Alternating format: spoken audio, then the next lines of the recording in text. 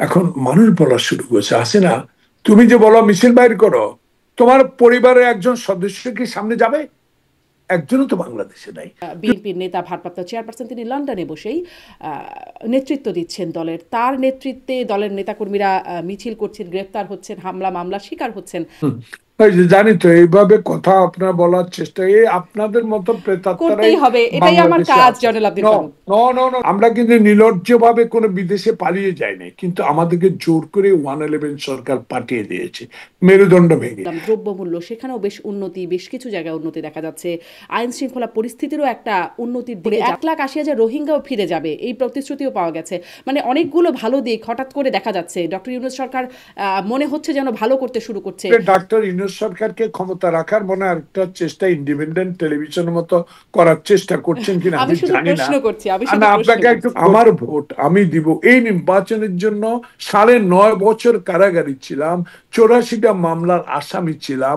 সেই কারণে বিএনপির লক্ষ লক্ষ লোক এই আন্দোলন সংগ্রামে কারাগারে ছিল। উনি আস্ফালন করতেন, আমার বাবার সম্পদ, আমার বাবা স্বাধীনতা যুদ্ধ করেছে, এটা পৈতৃক সম্পত্তি, আমি যা বলিব তাই হইবে, আমি পালাতে জানি না, আমি অলিগলি চিনি না, তাদের নেতা স্বাধীনতা যুদ্ধও করে নাই, প্রয়োজনে কবরস্থান পর্যন্ত সরিয়ে ফেলবো, ইত্যাদি ইত্যাদি অনেক অহংকারও করেছে, সে বিক্রি নাই।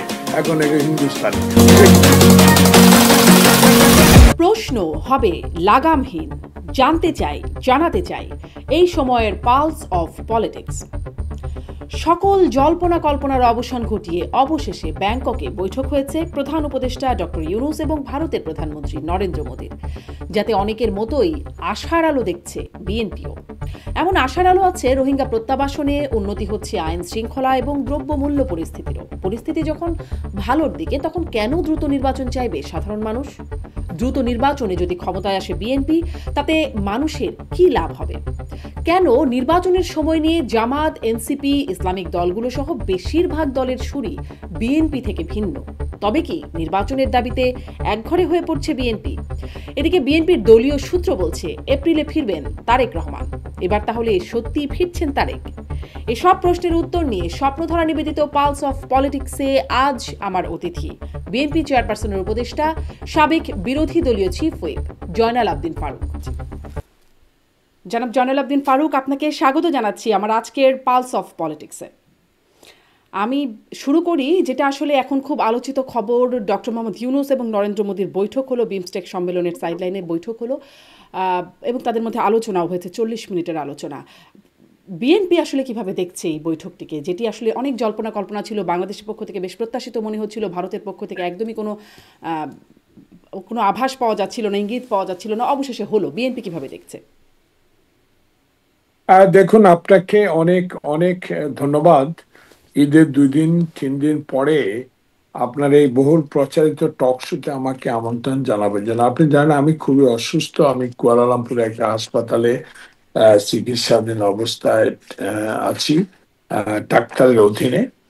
আহ, তাও আপনার অনুষ্ঠানটি আমি বাতিল করতে পারি নাই, আপনার অনুষ্ঠানে যোগদান করেছি। আমি আজকে আন্তর্জাতিকভাবে বিবিসি টেলিভিশনে দেখেছি যে আমাদের মাননীয় প্রধান উপদেষ্টার সাথে আহ ব্যাংককে ভারতের প্রধানমন্ত্রী নরেন্দ্র মোদীর সাথে একটা সাক্ষাৎকার অনুষ্ঠিত হয়েছে, দেখা দেখি হয়েছে। এটাতে দেখেন আমাদের বাংলাদেশ জাতীয়তাবাদী দল একটি বৃহৎ রাজনৈতিক দল। আমি মনে করি যে আমার দলের হাই কমান্ড এই বিষয়ে চূড়ান্ত কথা বলবেন এবং এটার অগ্রগতি এবং পর্যালোচনা করবেন। আমি একজন ক্ষুদে রাজনৈতিক কর্মী হিসাবে আপনার অনুষ্ঠানে উপস্থিত হয়ে আপনি আমাকে প্রশ্ন করেছেন, যেহেতু পলিটিক্স করি, রাজনীতি করি, সমাজনীতি করি, সামাজিক ব্যবস্থার সাথে সংযোগ আছে, দীর্ঘদিন ছাত্র রাজনীতির সাথে সম্পর্কে ছিলাম, বিশেষ করে 1971 সালের একজন মুক্তিযোদ্ধা হিসাবে এই প্রশ্ন তো রাজনীতিবিদ হিসাবে বিগত 5বারের পার্লামেন্টের সদস্য হিসাবে এই প্রশ্ন জিজ্ঞাসা করতে পারেন, যেহেতু আমি বিএনপির একজন রাজপথের কর্মী। আমার দৃষ্টিতে এটা বিএনপি নিশ্চয় কথা বলবে, হাইকমান্ড কথা বলবে, বিএনপির পক্ষ থেকে রিজভী আহমদ সাহেব কথা বলবে। একটু আগে আমি আমার ইউটিউবে আমি দেখেছি যে আমাদের নেতা মির্জা ফখরুল ইসলাম আলমগীর, একজন প্রবীণ রাজনীতিবিদ, বাংলাদেশে বিএনপি রাজনীতির দীর্ঘ 16 বছর ওনার কঠোর পরিশ্রম এবং নেতা কর্মীদের অত্যন্ত কাছের প্রিয় ব্যক্তি উনি। উনি একটা কথা বলেছেন, যে উনি বলেছেন যে আশার আলো আমরা দেখতে পাচ্ছি। তো আমি ওনার সাথে সুর মিলিয়ে এই কথাই একজন স্বাধীনতা যোদ্ধা হিসেবে মনে করব যে আমি আমার দৃষ্টিতে, আমার চোখে ভারত আমাদের বন্ধু ভাবছেন না এই বিষয়গুলো। বাংলাদেশের জনগণ দীর্ঘদিন, অর্থাৎ ফ্যাসিস্ট হাসিনা সরকার আমল থেকে কিছুটা মানুষের মনে ধারণা জন্মেছে, কিছুটা না অনেকটাই। সে কারণে যে আজকের এই দীর্ঘ জুলাই আগস্ট বিপ্লবের পর, আগের কথা পরেই বলি, যে ঠান্ডা একটা লড়াই চলছে ভারত বাংলাদেশের মানুষের সাথে। ভারতীয় রাজনীতিবিদরা বিভিন্ন কথা বলছেন, ভারতের সংবাদপত্রগুলো বিভিন্ন কমেন্ট করছেন, আবার ভারতে বসে হাসিনা কিছু কথা উস্কানিমূলক এই সরকারের বিরুদ্ধে কথা বলছেন। এই বিষয়ে মানুষের মনে খুবই খুবই সঞ্চার হচ্ছিল। সে খুবই সঞ্চারটা আজকে ব্যাংককে দুই নেতার আলোচনায় আলোর সে যে মুখ দেখছে সমাধান, সমস্যার সমাধানের, সেই বিষয়গুলো মানুষ বুঝতে পেরেছে। সেই জন্য মির্জা ফখরুল ইসলামের আলোর, আশার আলো, এই কথাটা আমি পুনঃব্যবহার করে বলতে চাই। আমার দৃষ্টিতেও আমি মনে করি যে দরজা যখন আলোচনার দ্বার উন্মুক্ত হয়েছে, খুলেছে, বিষয় আরো আলোচনা হতে পারবে। পররাষ্ট্র মন্ত্রণালয়ে দুই পক্ষ আলোচনা করতে পারবে, উচ্চ পর্যায়ের সরকারি কর্মকর্তারা আলোচনা করতে পারবে। জয়নাল আবদিন সে ফারুক, তার কারণে মানে আশার আলো আপনারা দেখছেন। হয়তো সামনে আপনি বলছিলেন যে আপনার দল থেকে আরো বিস্তারিত জানানো হবে। একটু যাই যে, যখন মানে একটা কিছুদিন আগেও বলা হচ্ছিল যে নির্বাচিত সরকার না আসলে ভারতের সাথে কোনো আলোচনা বা বাংলাদেশের সরকারের সাথে কোনো আলোচনা হবে না, তাদের সাথে সম্পর্ক স্বাভাবিক হবে না, এই প্রসঙ্গগুলো বলা হচ্ছিল। এখন আপনারাও বলছেন আশার আলো দেখছেন। এবং আরও যেই পরিস্থিতিগুলো নিয়ে আমরা অনেক সমালোচনা করছিলাম, দ্রব্যমূল্য, সেখানেও বেশ উন্নতি, বেশ কিছু জায়গায় উন্নতি দেখা যাচ্ছে। আইন শৃঙ্খলা পরিস্থিতিরও একটা উন্নতির দিকে যাচ্ছে বলেই বিশ্লেষকরা বলছেন সম্প্রতি। মানে ভালোর দিকেই মোটামুটি একটা অবস্থান মনে হচ্ছে, ডক্টর ইউনূসের সরকার একটা ইতিবাচক জায়গার দিকে যাচ্ছে। তখন আসলে আপনারা যেই দাবিটা করছেন নির্বাচন এবং দ্রুত নির্বাচন, সেটি মানুষের কাঙ্ক্ষিত হবে কেন? প্রশ্নটা যদি আরেকটু এভাবে করি, যে আপনারা নির্বাচন দ্রুত চাচ্ছেন সেটি স্পষ্ট, কারণ সবগুলো জরিপ বলছে নির্বাচন হলে আপনারা ক্ষমতায় যাবেন। কিন্তু জনগণের কি লাভ হবে? জনগণের জন্য কি পরিবর্তন হবে? হুম, দেখুন, আপনি কথাগুলোকে অন্যদিকে নিয়ে যাওয়ার চেষ্টা করছেন আমার মনে হয়। এটা ঠিক না। আপনি যেভাবে আমাকে প্রশ্ন করেছেন, এটার উত্তর আমাকে সরাসরি দিতে হবে, নাহলে তো আমি একজন বিএনপির কর্মী হতে পারে না। বিএনপিরও একটা দোষারোপ আগস্ট, জুলাই আগস্ট বিপ্লবের পর, আগের কথা বাদে দেন, যে দ্রুত নির্বাচনের একটা দাবি নিয়ে, দ্রুত মানে কি সংস্কারও চলবে, নির্বাচনের রোডম্যাপও চলবে, এই বিষয়গুলো বিএনপি স্পষ্ট করে বলার চেষ্টা করছে, নীতি নির্ধারণ করাও বলার চেষ্টা করছে। এই বিষয়টাকে যদি অন্যদিকে নিয়ে যান বা অন্যদিকে কেউ নিয়ে যেতে চায়, সে বিষয়ে আমি স্পষ্ট বলতে চাই যে নির্বাচন আমরা চাচ্ছি। আহ, নির্বাচিত সরকার তো প্রয়োজন। ইউনূস সরকার তো বিপ্লব, গণ অভ্যুত্থানের সরকার, সকল দলের মিলিত মতামতের ভিত্তিতে এই সরকার। অতএব ইউনূস সরকার তো যা করবেন জনগণের মতামত নিয়েই করবেন। তো জনগণের ইতিমধ্যে পত্র পত্রিকা 75% মানুষই বিএনপির সমর্থিত লোক না। আমি মনে করি এর মধ্যে 75% মানুষ বাংলাদেশের মনে করে যে দ্রুত একটা নির্বাচন প্রয়োজন। সে কারণে বিএনপি নির্বাচনের কথা বলছে। এতে ক্ষুব্ধ হচ্ছেন কিছু লোক। এই ক্ষুব্ধ হওয়ার কারণ হলো, যারা ক্ষুব্ধ হচ্ছেন আমার দৃষ্টিতে, আমার মতে, রাজনৈতিক কর্মী হিসাবে, যে তারা এখন নির্বাচনের জন্য প্রস্তুতি নেই বিধায় তারা এইসব কথা বলছে। কারণ নেই বিধায় এই জন্য, কিছু নতুন দল হয়েছে, তারা এখনো তাদের নিবন্ধন হয় নাই, তাদের এখন রাজনৈতিক ম্যানিফেস্টো জনগণের কাছে প্রচার বা প্রকাশ করতে পারেন নাই। আর আরেকটি দল আছে জামাত ইসলাম, যারা আমাদের সাথে রাজনৈতিক জোট ছিলেন এক সময়। এখন মনে হচ্ছে, আমার কথা না, জনগণ কিছুটা মনে করছে তারাও নির্বাচন চাচ্ছেন না, কিন্তু তার আগে তারা ফ্যাসিস্ট আওয়ামী লীগের বিরুদ্ধে যারা নির্বাচন দেন নাই বা নির্বাচন দিলেও তারা ভাই ভাই নির্বাচন করেছেন, অগণতান্ত্রিক নির্বাচন করেছেন, জনগণের অংশগ্রহণে নির্বাচন হয়নি, একক দলে নির্বাচন করেছে, এই কথাগুলো তারা আমাদের সাথে বলেছে এবং তারা একটা সুষ্ঠু নির্বাচনের দাবিও করেছে। যখনই অগাস্ট এবং জুলাইয়ের বিপ্লব, ছাত্র জনতা বিপ্লব, সকল রাজনৈতিক দলের সমর্থিত যে বিপ্লব, হাজারো ছাত্রের রক্তের বিনিময়ে অনেক হাজার হাজার ছাত্র পঙ্গু, জনতা পঙ্গু, কারো চোখ নাই, কারো পা নাই, এই বিষয়গুলো তো মানুষ দেখছে, এই বিষয়ের জন্য মানুষ অন্তরের কথা বলছে। এখন সেই কারণে যেই সরকার বসছে, সে সরকার তো চিরজীবনের জন্য বসে নাই এবং মঈন ফখরুদ্দিনের মতো ব্যবহার করে ক্ষমতায় টিকে থাকার জন্য ব্যবস্থা করবেন, এটা মানুষ বিশ্বাস করে না। তাই আমরা মনে করি এই মুহূর্তে যেই সব প্রয়োজনীয় সংস্কারগুলো দরকার, যেসব সংস্কার দিয়ে একটা সুষ্ঠু নির্বাচন করা যায়, সেই সংস্কারগুলো এতদিন লাগার কথা না। কারণ আপনি জানেন, ইতিপূর্বে ইউনূস সরকার আসার আগেও আমরা 31 দফার মধ্যে আমাদের কিছুটা সংস্কার আমরা উপস্থাপন করেছি। সেই সংস্কারগুলো তো যদি সব 31 দফার সংস্কারই ইউনূস সরকার করে তাহলে তো অনেক দিন সময় লেগে যাবে। তাহলে অনেক দিন সময় লাগা অর্থ এই নয় যে একটা অনির্বাচিত সরকার ক্ষমতায় থাকুক বা সরকারে থাকুক। আর আপনি আরেকটি কথা বলেছেন, এটা আমার দৃষ্টি, আমার দলের দৃষ্টিভঙ্গি। আর আরেকটি কথা আপনি বলেছেন যে আপনারাই শুধু নির্বাচন চাচ্ছেন। নির্বাচন শুধু আমরা চাচ্ছি না, জামাতও চাচ্ছে। দেখুন, জামাত ইসলামের একটা উদাহরণ আপনাকে দিই। আপনি দেশের থেকে অনেক অনেক দূরে, অনেক অনেক দূরে, আপনি ঢাকায় যখন থাকতেন তখন আপনার অনুষ্ঠানে যেতাম, রাজ খাওয়ার অনুষ্ঠানে যেতাম, আপনার প্রশ্নের উত্তর দিতাম, সাথে আওয়ামী লীগ থাকতো বা কোনো একটা অন্য রাজনৈতিক দলের নেতা থাকতো, তখন ক্রস হইতো, উত্তর দেওয়া যেত। এখন তো একা আমি, সে কারণে আমি একটু নিখুঁত ভাবে চেষ্টা করবো। হয়তো আমি এত নিখুঁত বলতেও পারি না, আমার চেয়ে অনেক ভালো টকশো করার লোক আছে আমার দলের মধ্যে। কিন্তু আপনি বলেছেন বারবার শুধু আমরা নির্বাচন চাচ্ছি না। উদাহরণ দিই, সারা বাংলাদেশে আমি 14 দিন এলাকায় ছিলাম, এবার 14টা রোজা আমি গ্রামে কাটিয়েছি। আমার রাজনৈতিক জীবনে আমি 5বার এমপি ছিলাম, কোনোদিন আমি 7 দিনের বেশি এলাকায় থাকি নাই। কিন্তু এবার আমি continuous 14 days I stay in my constituency. সেখানে আমি লুঙ্গি পরে, গেঞ্জি পরে মানুষের চা দোকানে, বাজারে, গঞ্জে, গ্রামে 14টা ইফতার পার্টিতে যোগদান করার সৌভাগ্য আমার হয়েছে।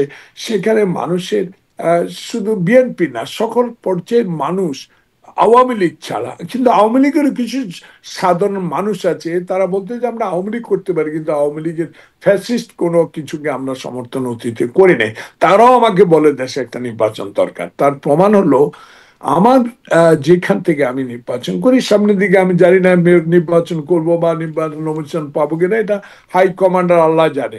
সেখানে দেখি ঘরে ঘরে, গলিতে গলিতে, দোকানের সামনে, রাস্তায়, পাড়ায়, মহল্লায়, মসজিদের সামনে, ইদানিং মসজিদের ওয়ালের মধ্যে একটাই পোস্টার দেখা যায়, শুধু জামাতে ইসলামের প্রার্থীদের 300 ঘোষণার পরে। তারা তো আগে ছবি দিত না, এখন পোস্টারের মধ্যে তারা নিজের ছবি, সুন্দর, আমার চেয়ে সুন্দর চেহারার ছবি দিয়ে তারা নির্বাচনের প্রস্তুতি নিচ্ছেন। তো তারা আবার যখনই বিএনপি নির্বাচনের কথা বলে, যখনই নির্বাচনের কথা বলে, তখনই তারা বলে যে আমরা নাকি দ্রুত নির্বাচন চাই। আপু, আমি একটা, আপনি আমার বয়সে অনেকের ছোট, আপনি ঢাকা বিশ্ববিদ্যালয়ের একজন সাংবাদিকতা বিভাগের প্রফেসর ছিলেন, আমি ঢাকা বিশ্ববিদ্যালয়ে 2 সাবজেক্টে মাস্টার ডিগ্রি নেওয়ার সৌভাগ্য আমার হয়েছে। আমার নেতা আসামা আব্দুর রব এখনো জীবিত আছে।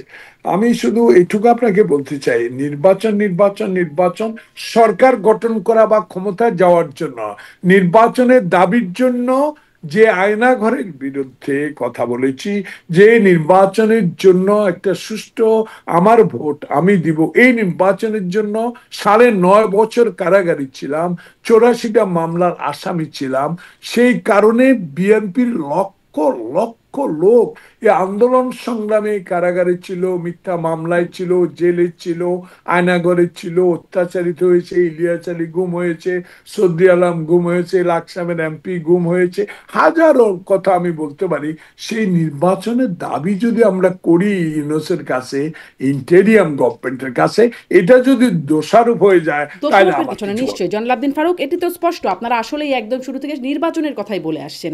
কিন্তু আমি আসলে প্রশ্নটি করছিলাম যে নির্বাচন দিয়ে সাধারণ মানুষের এখন লাভের কি হবে? এতদিন আমরা অনেক আসতেছি মানে ডক্টর আসতেছি ইউনূস সরকারের আসতেছি সমালোচনার কথা বলেছি, তো এখন ওই যে আরেকটা জিনিস যোগ করি, 1,80,000 রোহিঙ্গাও ফিরে যাবে এই প্রতিশ্রুতিও পাওয়া গেছে। মানে অনেকগুলো ভালো দিক হঠাৎ করে দেখা যাচ্ছে, ডক্টর ইউনূস সরকার মনে হচ্ছে যেন ভালো করতে শুরু করছে। আচ্ছা আপু, আপনি ডাক্তার ইউনূস সরকারকে ক্ষমতা রাখার মনে হয় একটা চেষ্টা ইন্ডিপেন্ডেন্ট টেলিভিশনের মতো করার চেষ্টা করছেন কিনা আমি আমি শুধু জানি না। প্রশ্ন করছি, আমি আর শুধু না, প্রশ্ন আপনাকে একটু করছি। খোঁচা দিয়ে কথা বলতে হবে এই কারণে, আপনার যে অভিমত, আপনি উপস্থাপিক হিসাবে একজন ভালো, আপনি প্রশ্নকর্তা হিসাবে ভালো, সাংবাদিকতাও আপনি ভালো, সব দিক দিয়ে ভালো, কিন্তু আপনার ইদানিং এই টক শোতে আজকের বিষয়টা যেভাবে বারবার বলা হচ্ছেন, যে আমার মনে হয় একটু বেশি বেশি আপনি ইউনূস সরকারের পক্ষে কথা বলে ফেলছেন। এই কারণে আমি বলি যে আমি সমালোচনা করতে পারি, আমার চেয়ে বেশি ইউনূস সরকারের সমর্থক আপনি নয়। আমি পৃথিবীর ইতিহাসের সবচেয়ে একজন গ্রহণযোগ্য ব্যক্তি, এখন বাংলাদেশের মানুষের জন্য একটা গ্রহণযোগ্য উপহার যিনি নিয়ে আসছেন, উপাধি নিয়ে আসছেন, এটা আমিও গর্বিত, সারা বিশ্বের বাঙালি ভাষাভাষীও গর্বিত। জি। সে কারণে আমি সরকারের সমালোচনা করতে চাই না, আমি সমালোচনা এইভাবে করতে চাই, দেখেন রোজার মাসটা এবার সিন্ডিকেট ছিল না, এই সিন্ডিকেট বিরুদ্ধে আমি কথা বলেছি প্রেস ক্লাবের সামনে 31 বার। তো সেখানে 500 টাকা কাঁচামরিচের কেজিও কিনে খায় নাই, 300 টাকা বেগুনের কেজি কিনে খায় নাই। আইন শৃঙ্খলা বাহিনী যেভাবে রোজার মাসে আইন শৃঙ্খলা নিয়ন্ত্রণ করেছে, এটা সুনাম পাওয়ার যোগ্য বিধায় আমি সুনাম, তার সুফলতা, আমি তার পক্ষে কথা বলবো। এইসব বিষয়ে আমি 100% একমত, যে অন্তত ফ্যাসিস্ট সরকারের আমল থেকে অনেক সুখে রমজান কাটতে পেরেছি, জনগণ কাটতে পেরেছে। তাই বলে কি দেশে একটি অনির্বাচিত সরকার থেকে যাওয়ার জন্য আমরা কি তাকে নির্বাচন না দেওয়ার পক্ষে তাকে সমর্থন করব? কশ্চিন কালো করব না, কখনো করব না। যেহেতু রাজনীতিবিদেরাই দেশ পরিচালনা করবে, দোষ ত্রুটি যাই থাকুক, জনগণ সেটা জনগণ বিচার করে ফেলেছে। হাসিনার মতো লৌহ মানবীকেও বাংলাদেশ থেকে বিতাড়িত করে দিয়েছে মানুষ, উনি পালিয়ে গেছে। শেখ মুজিবের কন্যা হিসেবে উনি আস্ফালন করতেন, আমার বাবার সম্পদ, আমার বাবা স্বাধীনতা যুদ্ধ করেছে, এটা পৈতৃক সম্পত্তি, আমি যা বলিব তাই হইবে, আমি পালাতে জানি না, আমি অলিগলি চিনি না, যারা পালাবে তাদেরকে আমরা পুটলিবাদী পাকিস্তান পাঠিয়ে দেব। তারা রাজাকারের দল, তারা স্বাধীনতার কথা বলে, তাদের নেতা স্বাধীনতার যুদ্ধ করে নাই, প্রয়োজনে কবরস্থান পর্যন্ত সরিয়ে ফেলবো, ইত্যাদি ইত্যাদি অনেক অহংকারও করেছে, সে ব্যক্তি একটা নাই এখন হিন্দুস্তানে। সেখানে আমি মনে করি যে বাংলাদেশ জাতীয়তাবাদী দল ভালো কাজগুলো অবশ্যই এই সরকারকে সমর্থন জানাবে।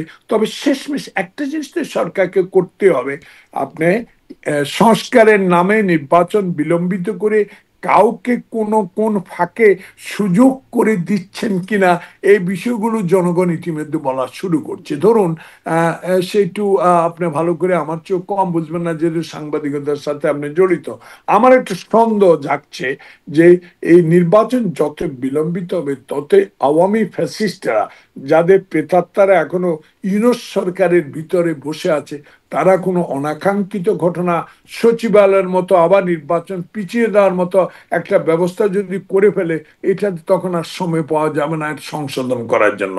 তাই আমি মনে করি এই সরকারের যতটুকু আওয়ামী এখন প্রেতাত্মা জনপ্রিয়, কারা ইউনূস সরকারের ভেতরে বসে আছে? এখনো বসে আছে, বহু বহু সচিব বসে আছে, বহু লোক, পুলিশ অফিসার বসে আছে।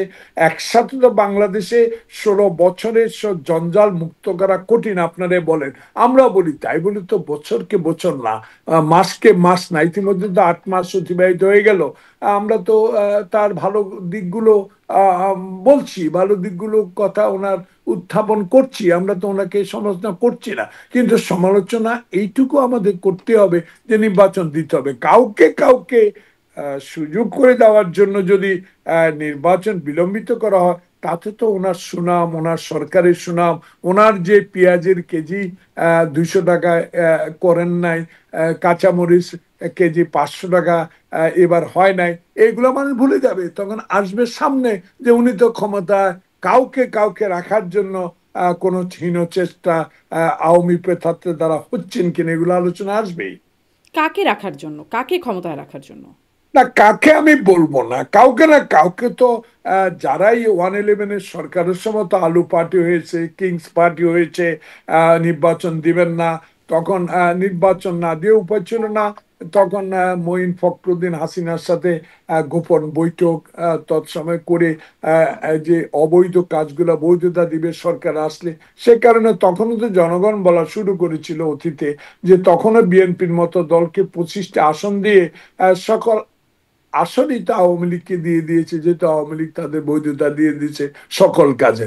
আপনি দেখেছেন 111-এর সময় আমরা সংসদ ভবনে যা হাজিরা দিতাম, সেখানে আমাদেরকে মামলা রায় হতো, কাঙ্গারু কোর্ট বলে আখ্যায়িত করতাম। সেই 111-এর কাঙ্গারু কোর্ট হাসিনার আমলও হলো। সে খায়রুল নাম যে মানিক, কালা মানিক, যারা বিচারপতি হয়ে বাংলাদেশে অবিচার করেছে, সে বিষয়গুলো কারণেই তো আজকে হাসিনা নাই। আবারও যদি আমাদের মাননীয় প্রধান উপদেষ্টা, গ্রহণযোগ্য ব্যক্তি, যদি কারো প্ররোচনায় পড়ে বা আওয়ামী প্রেতাত্মাদের দ্বারা কোন রকম ভুল ভ্রান্তি আবার মনের মধ্যে নিয়ে যদি ভুল করে ফেলে, এই ভুল তো আর আপু সংশোধন করতে পারবে ডক্টর না। ফারুক, মানে আপনি বলছিলেন যে ১-১১ সময় নানান গোপন বৈঠক কিভাবে কি হচ্ছিল সেই বিষয়গুলো, আপনার কি মনে হয় এরকম কিছু এখনো হচ্ছে? মানে কিছু পর্দার আড়ালে কিছু ঘটনা ঘটছে?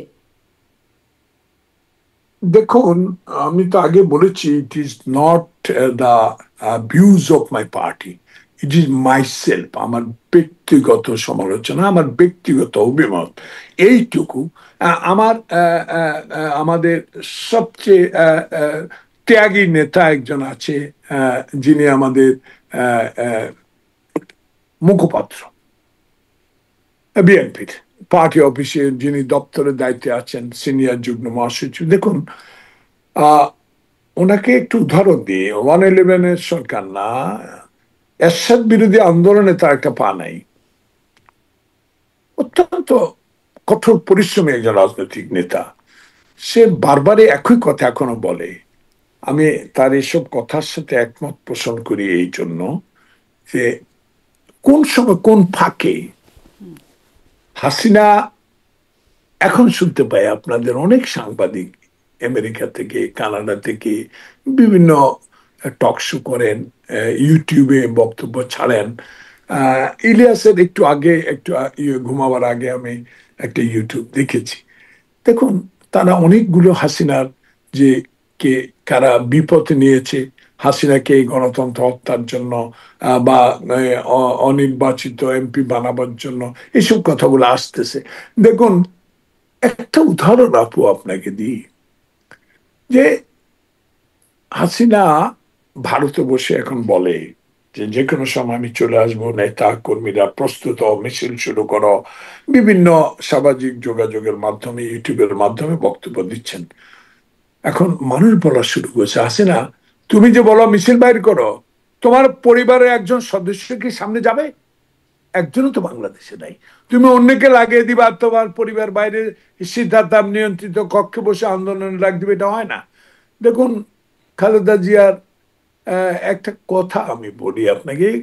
আমি আমি খুব তখন সিপে উঠছিলাম, আমার খুব কষ্ট লাগছে। আমি যখন খালেদা জিকে বাড়ি থেকে বের করে দিচ্ছিল, তখন আমি জাহাঙ্গীর গেটে কয়েকজন লোকজন নিয়ে আমি সেখানে গিয়েছিলাম, আর্মি আমাকে দাঁড়াতে দেয়নি। একবার বনানী গেট, একবার জাহাঙ্গীর গেটে দৌড়াদৌড়ি করেও সেদিন ভিতরে যেতে পারিনি। এক কাপড়ে যখন খালেদা জিয়াকে ক্যান্টনের বাড়ি থেকে উচ্ছেদ করা হলো, তার চোখের পানি আমি তাকে দেখেছি গুলশান অফিসে সংবাদ সম্মেলন করার সময় সে টিস্যু দিয়ে চোখের পানি, আপনার চোখ দেখেছেন। তখন একটা কথা আজকে ইলিয়াস আলী বলে ফেলছে, বা এটা তার কথা না, সে বললো যে শেখ মুজিবের বাড়িটি যখন ভাঙলো জনতা, কি জন্য ভাঙলো? ক্ষোভ, রাগ। তো শেখ হাসিনার কি ক্ষোভ, রাগ ছিল যে খালেদা জিয়ার গুলশানের অফিসের সামনে 14টা ট্রাক, বালুর ট্রাক দিয়া ইন্টারনেট কেটে দেওয়া, পানির লাইন কেটে দেওয়া, টেলিফোনের তার কেটে দেওয়া উচিত ছিল? তাহলে তার চেয়েও দুঃখজনক ঘটনা যে তার বাড়ি ভাঙ্গার চেয়েও তো একটা জীবিত মহিলার কে যেভাবে হেয় প্রতিপন্ন করেছে, হেনস্থা করেছে, সে কথাগুলো মানুষ বলা শুরু করেছে। এই কারণে আমি মনে করি যে এখন যে তুলনাগুলো হচ্ছে, যে প্রেতাত্মার কথা আপনি বলছেন, এই প্রেতাত্মাগুলো তো আছে এখনো। সব সচিব কি বদলাতে পেরেছে ইউনূস? সব পুলিশ কর্মকর্তাকে বদলাতে পেরেছে? আপনারা কি 300 পারবেন? ইউন মানে আপনারা যদি দেখুন, ক্ষমতায় আমি যান, বলতে ধরেন খুব দ্রুত আপনার নির্বাচন হলো। কথার উত্তর আমি দিচ্ছি, আমরা পারবো কি পারবো না আমি তো বললাম যে রাজনৈতিক দলগুলো যখন সরকারে যাবে, আমি তো ক্ষমতা বলি না, আমি বলি সরকার গঠন যদি আমরা করতে পারি। দেখেন, আমি আগেও বলেছি, আমি তারেক রহমানের সাথে কাজ করে আমার সৌভাগ্য হয়েছিল 2005 সালে ইউনিয়ন পরিষদ, ইউনিয়ন সভাগুলো যখন করেছেন, প্রতিনিধি সভা, সেখানে উনি একটা কথা বলতেন, ক্ষমতা না সরকার। আহ, অগাস্ট বিপ্লবের পরে, জুলাই আগস্ট, উনি বারবার একই কথা বলছেন, ক্ষমতা না সরকার গঠন যদি করতে পারি কাকে নিয়ে করব। বিগত দিনে যাদেরকে নিয়ে রাস্তায় সংগ্রাম করেছি, কতটুকু সফল হয়েছি, কতটুকু সফল হয় নাই। যখন একটি সুষ্ঠু নির্বাচন হবে, সেই নির্বাচনে যখন জনগণের কাছে যাব, আমার মার্কা আমার প্রার্থী নিয়ে, তখন জনগণ যদি আমার মার্কার প্রার্থীকে সমর্থন, তখনই বুঝবো যে আমি অতীতে গ্রহণযোগ্য আন্দোলন করেছি বিধায় জনগণ আমাকে মনে রেখেছে। সে কারণে উনি বারবার একই বলতো যে ক্ষমতা না সরকার গঠন করলে যারা 15 বছর 16 বছর আন্দোলনরত দল, তাদেরকে নিয়ে আমি সরকারে যেতে জি। চেষ্টা করবো জয়নাল যদি হোসেন, জনগণ তারা আমাকে ভোট। এখন তারা এখন আপনাদের একটু আগে কথা হচ্ছিল যে তারাই এখন নির্বাচন, আপনাদের সাথে নির্বাচনের সময় নিয়ে তাদের সাথে একটা দ্বিমত দেখা যাচ্ছে। কেউ একটু দেরিতে চাচ্ছে, 6 মাস পরে হতে পারে। আসি সেই প্রসঙ্গটিতে, কয়েকটা প্রসঙ্গ জমে গেছে কথায় কথায়। আপনার কথার প্রেক্ষিতে একটু এই প্রশ্নটা করতে চাই। আপনি বলছিলেন যে শেখ হাসিনার পরিবারের কেউ কে থাকবে সেই মিছিলে। আমরা দীর্ঘদিন ধরে এই প্রশ্নটা করছি। তারেক রহমান দীর্ঘদিন ধরে বিএনপির নেতা, ভারপ্রাপ্ত চেয়ারপারসন, তিনি লন্ডনে বসেই নেতৃত্ব দিচ্ছেন দলের। তার নেতৃত্বে দলের নেতাকর্মীরা মিছিল করছেন, গ্রেপ্তার হচ্ছেন, হামলা মামলার শিকার হচ্ছেন। তিনি তো ঠিকই আসলে লন্ডনে বসে আছেন। হুম। এই যে জানি তো, এইভাবে কথা আপনার বলার চেষ্টা, এই আপনাদের মতো প্রেতাত্মারাই করতেই হবে, এটাই আমার বাংলাদেশে কাজ আছে। জয়নাল ন আব্দিন ফারুক। ন ন ন শোনেন শোনেন, আপনি এত এখন তো অনেক দূরে আছেন, বাংলাদেশ থেকে কিছুই জানেন না। আপনাদের গেছেন বেশি দিন হয় না, এই প্রশ্নটা আপনি করবেন আমি জানি। কারণ তারেক রহমানকে হাসিনাও সইতে পারতেন না, আওয়ামী লীগও সইতে পারতেন না। তারেক রহমান কে ছিলেন? যেভাবে শেখ মুজিবকে আমরা সম্মান করে কথা বলতাম, হাসিনাকে সম্মান করে কথা বলতাম, সেই বিষয়টা আওয়ামী লীগ কোনোদিন শিখে নাই।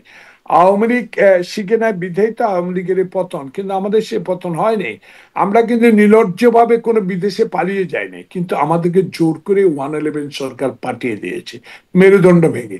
এবং আমাদের বিরুদ্ধে মামলা দিয়ে, আমাদেরকে যাবজ্জীবন কারাদণ্ড দিয়ে, আমাদেরকে বিভিন্ন মামলায় সাজা দিয়ে আসতে দেয় নাই। এখন আসার সুযোগ হয়েছে, মামলাগুলো প্রত্যাহার হয়েছে, কিন্তু তখন তো আমরা এই কথা বলিনি। আমি যে কথাটা বলেছি, জনগণ যেটা হাসিনার পরিবার নিয়ে কথা বলে, আমাদের পরিবার নিয়ে যদি এমন কথা কোনোদিনও উত্থাপনের দেশে হয়ে থাকে যে বেগম খালেদা জিয়ার পরিবারের কেউ রাজনীতির মিটিং মিছিলে ছিল না।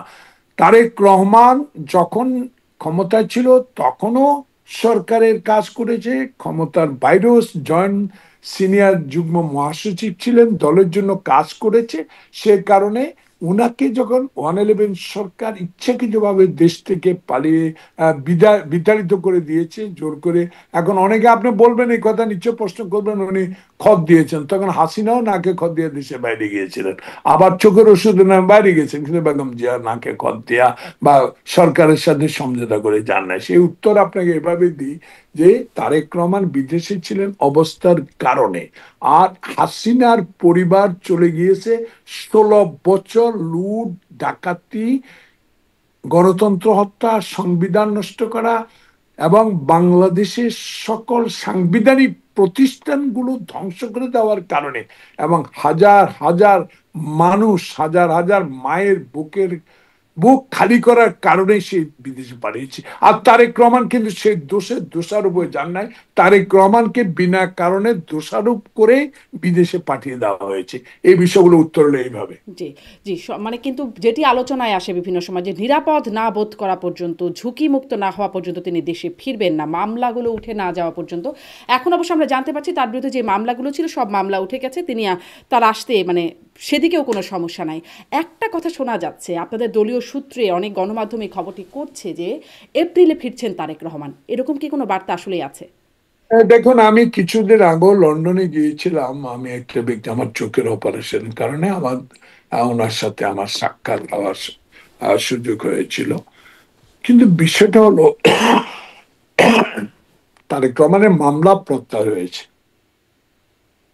তারেক রহমান বাংলাদেশে একটা জিনিস নিরপেক্ষভাবে আপনি দয়া করে বলবেন, দয়া করে অনুগ্রহ করে, এবং আপনারা সাংবাদিকরা যদি আমাদেরকে হতাশ করেন বা এমন কোনো বক্তব্য উপস্থাপন করে আমাদের থেকে জানার চেষ্টা করেন, যেমন সময় টিভি একসময় এটা করতো, আপনি ডিবিসিও একসময় এসব করতো, 71 টেলিভিশনে এই সময় এগুলো করতো।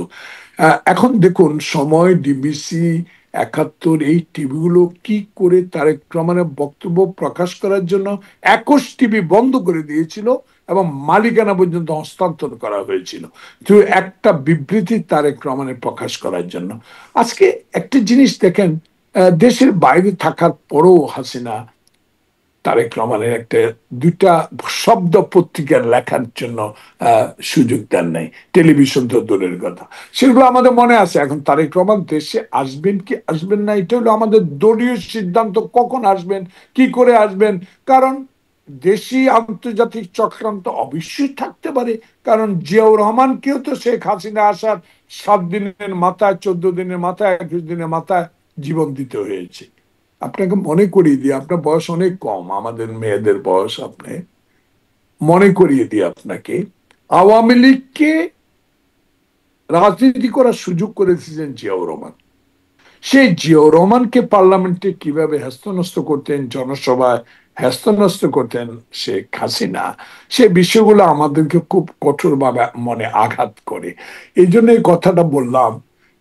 জিয়াউর রহমানের পলিটিক্স নিয়ে আসে ভাবছে, তখন উনি তাকে আনছে, তার এটা আমি মনে করি তার মহত্বের কাজ করেছেন। তা জিয়াউর রহমানের শেষ হয়ে গেছে। দেখেন, জাতীয় পার্টি এরশাদ বিলীন হয়ে গেছে দেশ থেকে, বিলীন।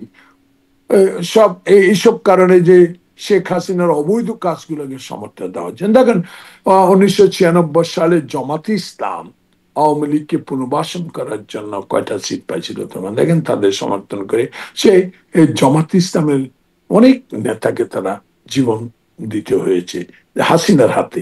এখন দেখুন, সেই বিষয়গুলো এই জন্য উল্লেখ করতে হয় যে এই আজকে ইলিয়াসের ভাষায় এটার কোবরা সাপ আওয়ামী লীগ, এই কথাটা ইলিয়াস বলেছে। ওই জন্য ইলিয়াসের কথাটা আমি আবার মনে আনতে চাচ্ছি, এই জন্য যে ইলিয়াস যে কথাটা বলেছে যে সত্যি অর্থে আওয়ামী লীগকে যারাই পুনর্বাসিত করতে চেষ্টা করেছে তাদের মাথা সে আঘাত করেছে। দেখেন, আজকে আপনি প্রথমে প্রশ্ন করেছেন আশার আলো, আমি উত্তর দিয়েছি মহাসচিবের বক্তব্যে আশার আলো। আমিও আশার আলো দেখি।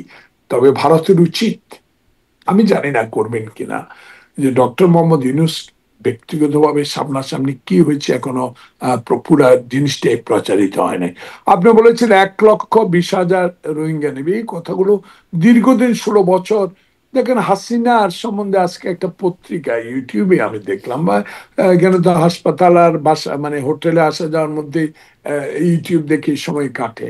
সেখানে একটা ইউটিউবে আমি দেখলাম যে রোহিঙ্গা রোহিঙ্গা ইস্যু এত বেশি এই দেশে আসলো, মানুষ নাকি বলতো তখন যে যদি ইন্টারন্যাশনাল ইস্যু রোহিঙ্গাকে আশ্রয় দিয়ে একটা উপাধি নিয়ে আসতে পারে, একটা কি বলে এটাকে, নোবেল পুরস্কার নিয়ে আসতে পারে, তাহলে সে তো একটা কৃতিত্ব অর্জন করবে। এই আশায় যত লোক সে নিয়ে আসলো, এটা সমাধান সে করতে পারে না। এখন যদি মোদি, সরি, আমাদের প্রফেসর ইউনূস যদি সত্যিকার অর্থে এইটা 1,20,000, 5 লক্ষ, 2 লক্ষ, আরো 50,000 দিতে পারে, আমরা উৎসাহ দেবো, অবশ্যই দেবো। এটা একটা ভালো দিক কি বাংলাদেশেরা বসে বসে যেসব করছে, আইন শৃঙ্খলা অবনতি হচ্ছে, ডেলি কাটাকাটি হচ্ছে, এগুলো বন্ধ হবে। এটা ভালো কাজ, ভালো দিক, সে ভালো দিকটা আমরা করবো। সে জি কারণে আমি মনে করি যে ইলিয়াসের যে কোবরা সাপ, সেই কোবরা সাপের যে এখনো কিছু বাচ্চা বড় হচ্ছে আস্তে আস্তে, এরা আরো বিষাক্ত হয়ে যায় কিনা, সে কারণে ইউনূস সরকারের দৃষ্টি এদিকে রাখা উচিত। সে কারণে আজকে আপনার এই টকশোতে আমি অনেক কথা বলে ফেলছি। আমি এগুলো সম্পূর্ণ আমার ব্যক্তিগত মতামত, যেহেতু আমি বিএনপি করি, বিএনপি নীতি নির্ধারকরা আছেন, যেসব কথা বলছেন একটা কথা আপা ফেলে দেওয়ার মতো না। দেখুন, সালাউদ্দিন অনেক দিন ইন্ডিয়ায় ছিল, নিজে আসছে।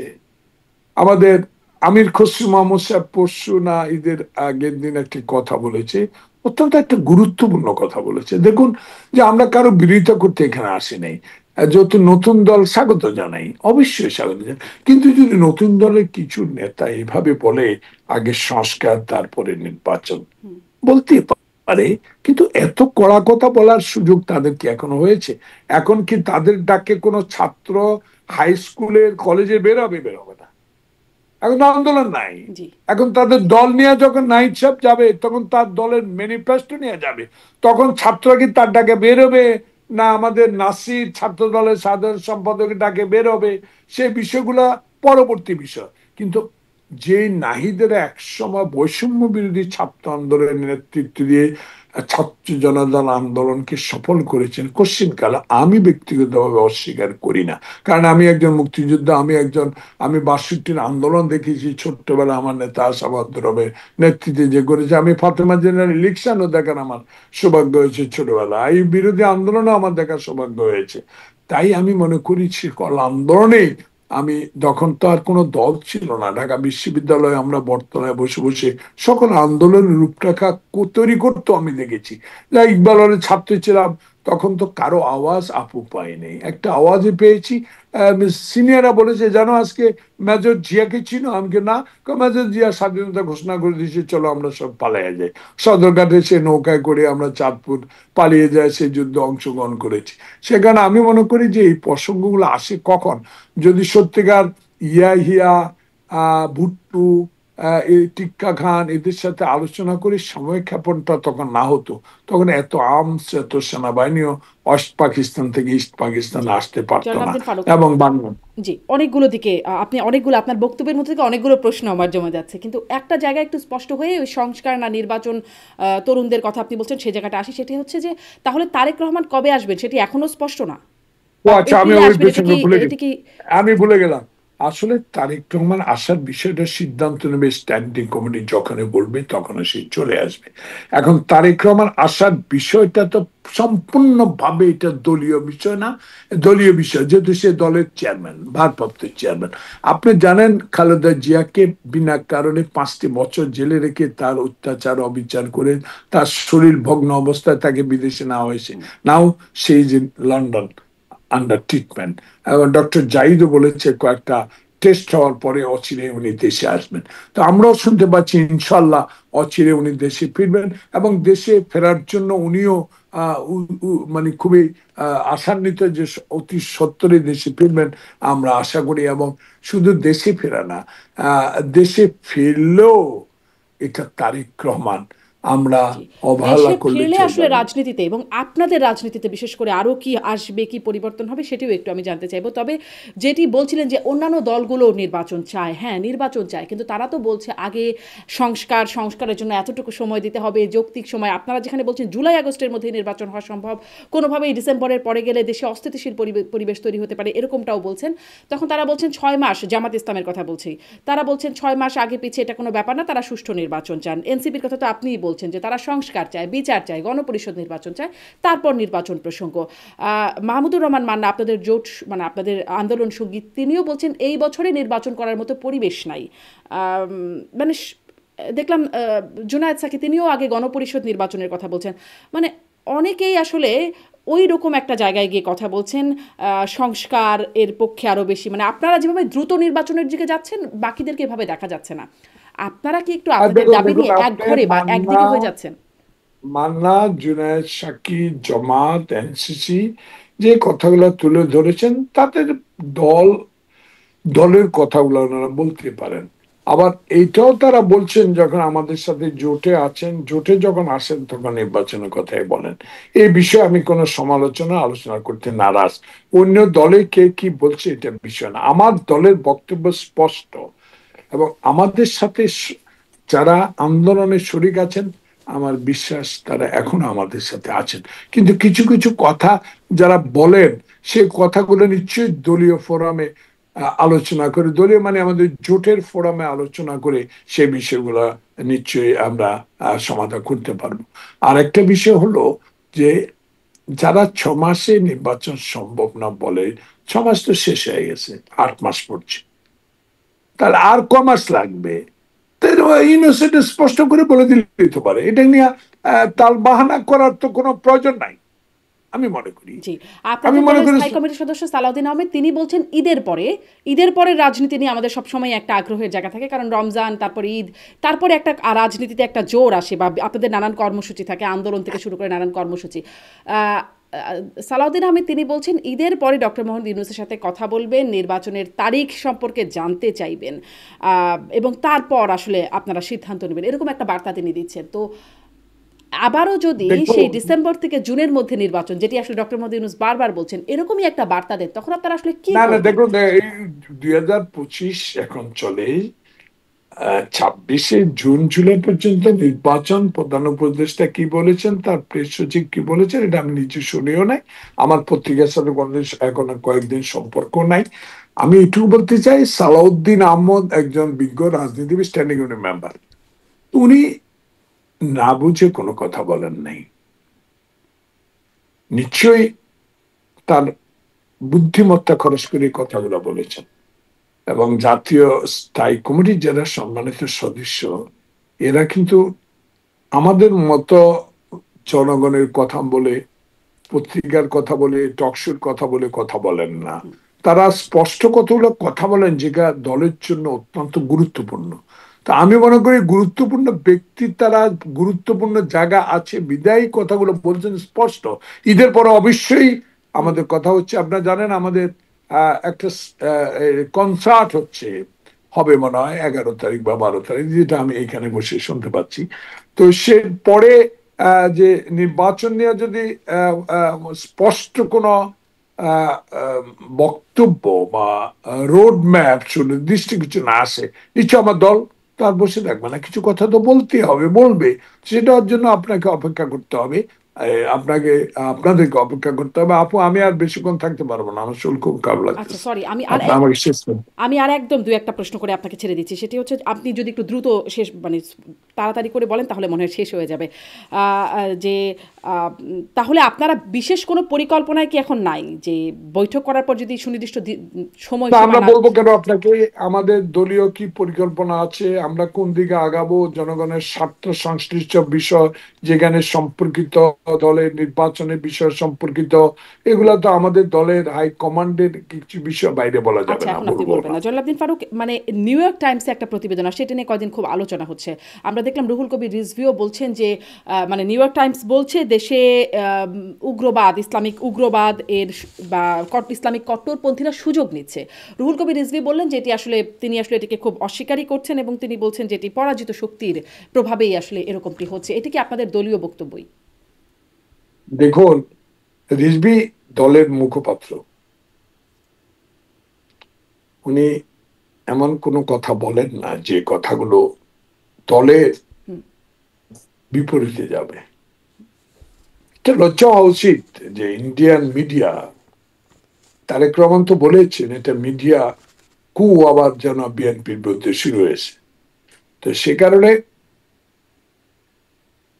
আমেরিকা কোন পত্রিকা এবং ইন্ডিয়ান কোন নিউজ, কোন মিডিয়া কি বলছে আমরা সব জানি। যেখানে মুসলিমেরা জুমার নামাজ আদায় করতে যায়, মসজিদের জায়গা না হলে রাস্তায় পড়ে, সব জায়গায়, সেখানে পুলিশ পিটিয়ে উঠায় দেয়। আর যেখানে ওপেন দাঙ্গা হয় মুদির এলাকায়, সেখানে কোনো মুসলিম নিধন হচ্ছে না, সেখানে কোনো সংখ্যালঘুদের উপর আক্রমণ হচ্ছে না। আর বাংলাদেশে আওয়ামী প্রেতাত্মারা কিছু সিন ক্রিয়েট করে সামান্য, যেটা এই সরকার সম্পূর্ণভাবে দমন করার চেষ্টা করে। বাংলাদেশে যে অবস্থা সংখ্যালঘুরা আছেন, ইন্ডিয়া কি আছে? নাই। তাহলে আমি মনে করি এই কথাগুলো বাংলাদেশের এই সরকারকে জুলাই বিপ্লব বা 15 বছর আমার আন্দোলনের যে বিপ্লব, হাসিনার পলাতক, এটাকে স্তীমিত করার জন্য এসব কথা বলা হচ্ছে। বাংলাদেশে কোনো এখন এইসব বিষয় কিছু নাই, শান্তিপূর্ণ সভা আছে। আপনাকে ধন্যবাদ, অনেক আর ধন্যবাদ, একটা থ্যাংক ইউ। জানালাদ্দিন ফারুক, আর একটা প্রশ্ন কি বলবেন? বলেন বলেন। সেটা হচ্ছে যে যেটি আপনারা বলছেন, যেটা আপনারা ভিত্তিহীন বলছেন, কিন্তু আপনাদের মহাসচিব মির্জা ফখরুল ইসলাম আলমগীর তিনি বলছিলেন 3 মাস যেতে না যেতেই কি মানে আসল চেহারা বেরিয়ে আসছে, ধর্মকে কেন্দ্র করে কি উন্মাদনা। 5ই আগস্টের আগে কি এই পরিস্থিতি আমরা দেখেছিলাম? এটি বেশ আগের বক্তব্য, মানে 5ই আগস্টের 3 মাস যেতে না যেতেই এই বক্তব্য তার। ধর্মকে কেন্দ্র করে উন্মাদনার কথা কিন্তু তিনিও তখন বলছিলেন। আমি জানি না এটা আপনি থেকে বলছেন, আমি দেখি নেই। Thank you very much. Okay, ঠিক আছে জনাব ফারুক, অনেক ধন্যবাদ, আপনি সুস্থ হন।